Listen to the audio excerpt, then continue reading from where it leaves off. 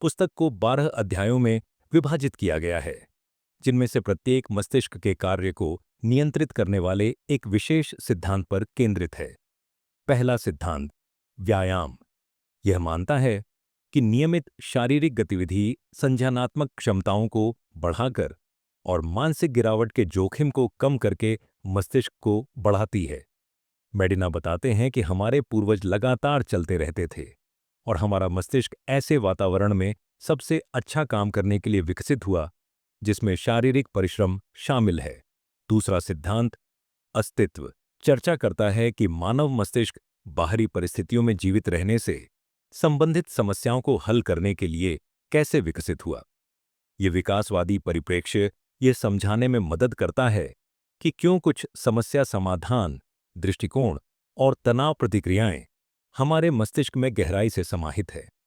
तीसरा सिद्धांत, वायरिंग, मस्तिष्क की अनुकूलनशीलता और प्लास्टिसिटी पर प्रकाश डालता है।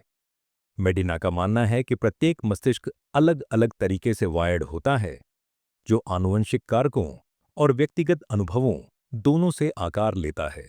यह सिद्धांत व्यक्तिगत सीखने के महत्व और मानकीकृत शिक्षा प्रणालियों की चुनौतियों को दर्शाता है।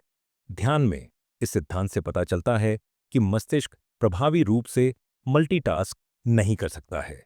वह बताते हैं कि हम जैविक रूप से एक साथ कई सूचनाओं को संसाधित करने में असमर्थ हैं और रुकावटें संज्ञानात्मक प्रदर्शन को गंभीर रूप से खराब कर सकती हैं। यह सिद्धांत उत्पादकता को अधिकतम करने के लिए केंद्रित और निर्बाध कार्य सत्रों की वकालत करता है। पांचवां सिद्धांत, टर्म मेमोरी, इस बात पर गहराई से विचार करता है कि मस्तिष्क अल्पावधि में सूचनाओं को कैसे संसाधित और संग्रहीत करता है। मेडिना स्मृति प्रतिधारण को बढ़ाने के लिए चर्चा करते हैं, जैसे कि सूचनाओं को खंडित करना और स्मृति सहायक उपकरणों का उपयोग करना।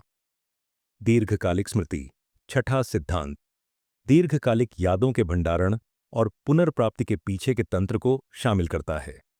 मेडिना ने यादों को मजबूत बनाने में दोहराव और भावनात्मक जुड़ाव के महत्व पर जोर दिया।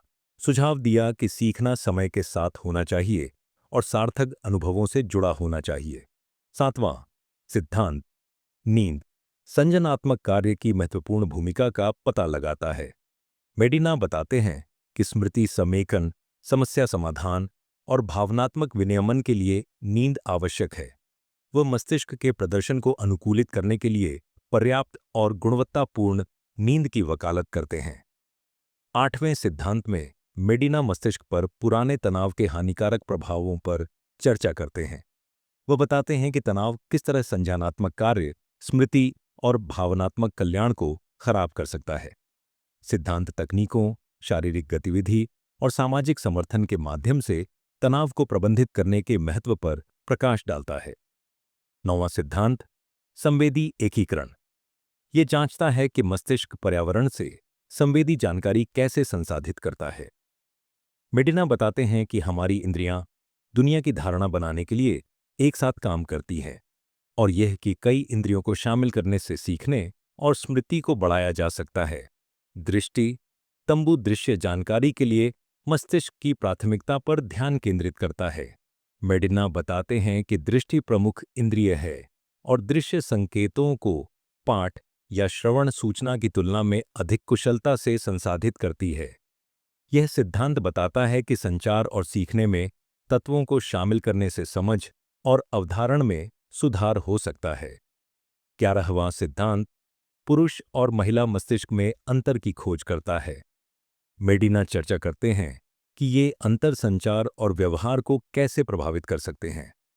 वह इस बात पर जोर देते हैं कि सामान्य रुझान होते हुए भी व्यक्तिगत परिवर्तनशीलता महत्वपूर्ण है। इन अंतरों को समझने से बेहतर बातचीत और शैक्षिक रणनीतियां बन सकती हैं। अंत में 12वां सिद्धांत, अन्वेषण, मस्तिष्क की स्वाभाविक जिज्ञासा और अन्वेषण करने की इच्छा पर प्रकाश डालता है। मेडिना बताते हैं कि यह अंतर्निहित प्रेरणा सीखने और रचनात्मकता के लिए महत्वपूर्ण है। वह ऐसे वातावरण की वकालत करते हैं जो अन्वेषण, प्रयोग, सीखने को प्रोत्साहित करते हैं ताकि इस सहज जिज्ञासा का दोहन किया जा सके। संक्षेप में, ब्रेन रूल्स मस्तिष्क कैसे काम करता है, इस पर एक व्यापक और सुलभ जानकारी प्रदान करता है और हमारे जीवन को बेहतर बनाने के लिए इस ज्ञान का लाभ उठाने के लिए व्यावहारिक सलाह देता है। मस्तिष्क की प्राकृतिक प्रवृत्तियों के साथ तालमेल बिठाकर हम अपनी संज्ञानात्मक क्षमताओं, उत्पादकता और समग्र कल्याण को बढ़ा सकते हैं।